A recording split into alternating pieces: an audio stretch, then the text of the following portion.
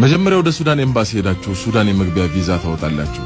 ከዚያ በጎንደር በመተማ በኩል ወደ ሱዳን ትገሰግሳላችሁ።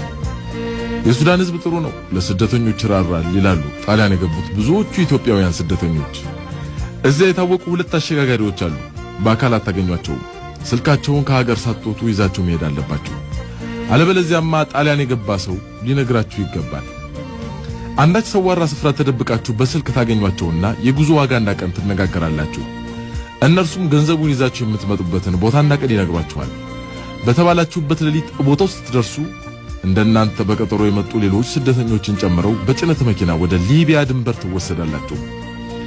ጉዞ ሌሊት ነው፣ ያውም አብዛኛው በእግር ጥቂት ደግሞ በመኪና ስለሆነ ከ20 ቀን እስከ 1 ወር ይፈጃል።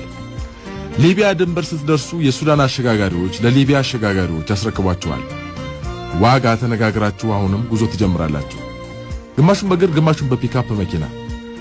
ደረቅ ዳቦና ውሃ ይሰጣችኋል። መንገድ ላይ የሚሞቱ ልጆች ይኖራሉ። አሸዋውም ማሰማስ አድርጎ በመቅበር ጉዞ መቀጠል ነው።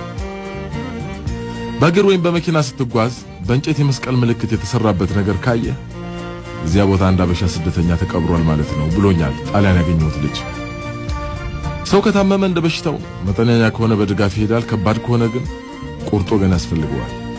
ከቡድኑ ከተቆረጠ ችግር ስለሚያጋጥመ አንዳንዱ ትቶ ይሄዳል። ብዙ ጊዜ ግን የቂርቆስ ልጆች ይተዛዘናሉ። እንዲያውም ከቂርቆስ ልጅ ጋር አብረው ቢሰደዱ ቢያገኝም ያበላል ቢያጣም ያዝናል ሆዱ ተብሎ ተዘፍኖላቸዋል ላለኝ ሮም ያገኘሁት የአዲስ አበባው የቂርቆስ ልጅ።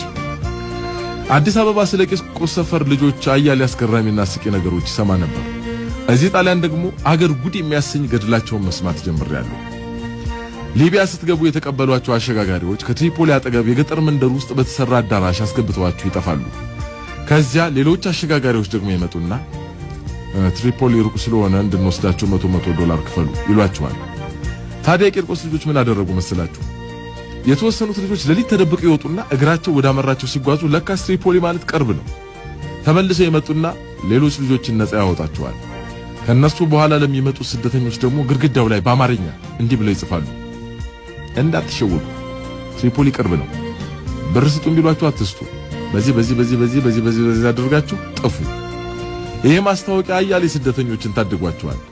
አይ የቂርቆስ ልጆች ነፍስ ናቸው እኮ። ትሪፖሊ ገብታችሁ የመርከብ ወረፋ መጠበቅ ነው። ክፉ ፖሊሶች ካገኟችሁ በመኪና ጭነው እንደገና ወደ ሱዳን ድንበር ወስደው ያስሯቸዋል። እዚያ እስር ቤቱ በጣም አሰቃቂ ነው። እዚያም ቢሆን የቂርቆስ ልጆች ካሉ መከራው ይቀላል። ከእስር ቤቱ ለመውጣት የገንዘብ ጉቦ ያስፈልጋል። ያንን ደግሞ ለማግኘት ወይ አስቸጋሪ ሥራ መስራት ያለበለዚያም ደውሎ ከዘመድ ማስመጣት ያስፈልጋል። እዚያ እስር ቤት ብዙ ልጆችን ያስፈታ አንድ የቂርቆስ ልጅ ነበር። ሥራ ይወዳል። ሲጋራ፣ ብስኩትና ሳሙና እየሸጠ ይኖር ነበር። በዚያ እስር ቤት ብዙ ጊዜ የቆየው ሌሎችን ሲያስፈታ ገንዘቡ እያለቀበት ነው ይባላል። ሌሎች ደግሞ በሌላ ነገር ይተርቡታል። ልክ ከእስር ቤቱ ሊወጣ ሲል በር ላይ ሲደርስ ማለት ነው አንድ ሲጋራ አለህ የሚል ግዢ ሲመጣ ለርሱ ሊሸጥ ሲመለስ እዚያው ይቀራል። እኔውም አንድ ጊዜ ባጠር ዘሎ እንዲወጣ ሁሉ ነገር ተስተካክሎ ነበር አሉ። ከዛ ሊዘል አንድ እግሩን እንዳነሳ ከታች አንድ ሲጋራ ይኖርሃል ተመልሶ ወረደ ቀረ። በቤንጋዚ ወደብ አሻጋሪዎችና ተሻጋሪዎች አይገናኙ። 20 እና 30 ሰው እስኪሞላ የሚመዘገቡ ሰዎች አሉ። የቡድኑ አባላት ሲሟሉ ገንዘብ ይከፍሉና ወደሚሻገሩበት ወደብ ይወሰዳሉ። የመሻገሪያዋ ጀልባ ብዙ ጊዜ ከቆርቆሮና ከእንጨት የምትሰራ ናት። ለአንዱ ስደተኛ አሻጋሪዎቹ የመርከቧን አነዳድ ያሳዩታል። ትምህርቱ ቢበዛ ከአንድ ቀን በላይ አይሰጠም። ለዚያ መከረኛ ካፒቴን የጀልባዋን ኮምፓስ አስረው ካርታውን ያስረክቡታል። ምግብና መጠጥ ይጫናል። እንደ ጀልባዋ ስፋት ከ20 እስከ 30 ስደተኛ ይሳፈራል። በሌሊት የጣሊያንን መብራት በሩቅ እያዩ ጉዞ ይጀመራል። አሻጋሪዎቹ ጀልባዋ ስትነሳ ይመለሳሉ። ከዚያ በኋላ እዳው የስደተኞቹ ነው። ጉዞ እስከ 17 ሰዓት ይፈጃል። የአንዱ እግር ከሌላው ጀርባ ጋር ዘው ስርስር ብሎ ተኮራምቶ መጓዝ ብቻ ነው።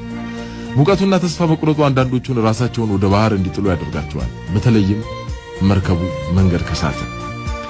የሚያስጎበኘንን የቂርቆስ ልጅ ለምንድነው ግን ጣሊያን ውስጥ የቂርቆስ ሰፈር ልጆች የሚበዙት? እንዲያውም ሮም ውስጥ የቂርቆስ ልጆች ብቻ ያሉበት አንድ ህንጻ አሳይተውኛል አልኩና ጠየቁት። ምናልባት የሱዳን ኤምባሲ ሰፈራችን ውስጥ ስለሆነ ይሆናል በሱዳን በኩል እያቋረጡ የመጣ ነው ነገር ብሎ ቀለደ። ቆይ ግን ለመንገዱ ብዙ ዶላር ያስፈልጋል ሲባል ነበር የምሰማው፣ እንዴት ነው ጉዳዩ አልኩት።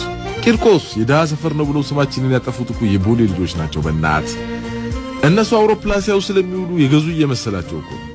እንደውም እኮ መንግስት ሀብታም ገበሬዎች ብቻ ሳይሆን እኛንም መሸለም ነበረበት። ገባ? የመረጃ እጥረት ስላለው ያ እንዴት? እስኪ ተመልከት። እኛ የቂርቆስ ልጆች የመንግስት እጅ ሳንጠብቅ አነስተኛ ጥቃቅን ምናምን ሳንል ራሳችንን በራሳችን ረድተን እዚህ መድረሳችን አያሸልምንም እንዴ?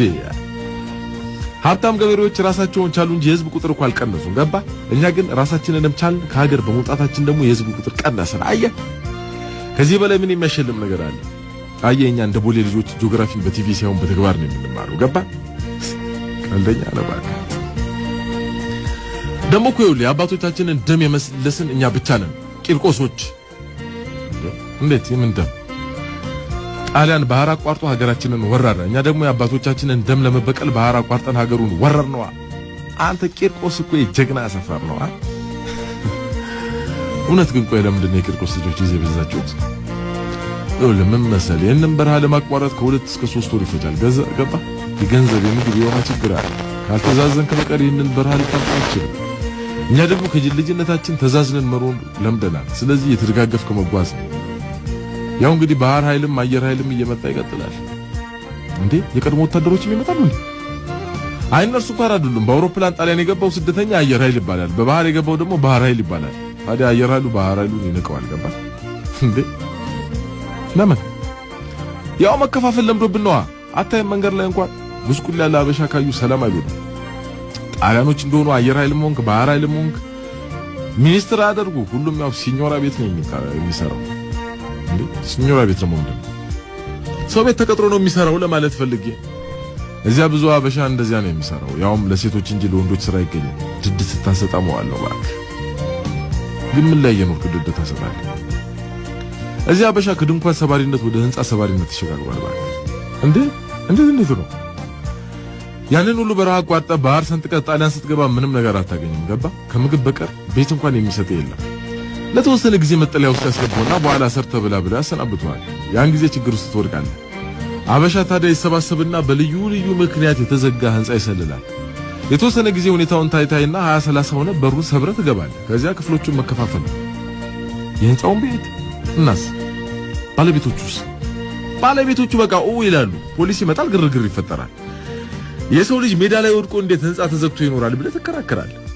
መቼም የሰው መብት በመጠኑ ቢሆን የሚከበርበት ሀገር ነውና የሰው መብት ተከራካሪ ድርጅቶችም ምናምን አብረው ይጮሃል። በመጨረሻ ታሸንፍና ትኖርበታለህ። መብራት ውሃ ምናምን ያቋርጡባችሁ። ብዙ ጊዜ መብራት እንጂ ውሃውን ማቋረጥ ያስቸግራቸዋል። ይኸውልህ የሮም ህንጻዎች የድሮ ህንጻዎች ናቸው። አይታችሁ ከሆነ የውሃ መስመሩ በቀላሉ አይገኝም። መብራቱ ግን ቢቆርጡትም እንቀጥለዋለን። ይኸውልህ እንደውም አንድ ልጅ በዚህ ምክንያት እኮ ስራ አግኝቷል። መብራት በመቀጠል ታላስ ይኸውልህ የቤቱን መብራት ሲቆርጡበት በመንገድ ከሚያልፈው መብራት ሌሊት ቀጠለው። ፖሊሶቹ ሲመጡ ይበራል።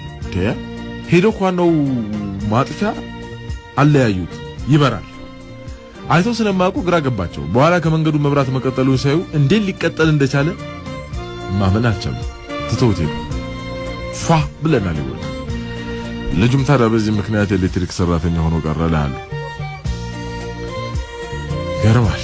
ሴቶች ሲኞራ ቤት ይሰራሉ አልከኝ። ወንዶቹስ ምን ይሰራሉ? ወንድ ከሆንክ አልፎ አልፎ ነው ስራ የምታገኘው። ባክ ችግር አለ። አንዱ አበሻ ሲርበው ሴት ነኝ ብሎ ሲኞራ ቤት ተቀጥሮ ነበር አሉ። እውነትን ነው ቀልድ? ሲያወሩ ነው የሰማሁት። ልንገርልህ፣ ጨዋታው ጭውት ይለኛል። እሺ ልጁ ጢም የለውም፣ መልኩ የሴት ድምፁ የሴት። እንዲያውም ልጆች በሌላ ነገር ሁሉ ይጠረጥሩታል። ምን ብለው ነው ይጠረጥሩት? ብቻ የለው ምናምን ይልታል ተወሱና። እሺ እና ጉልበታም ነው። ስራዋን ፉት ጭጭ ነበር የሚያደርጋት።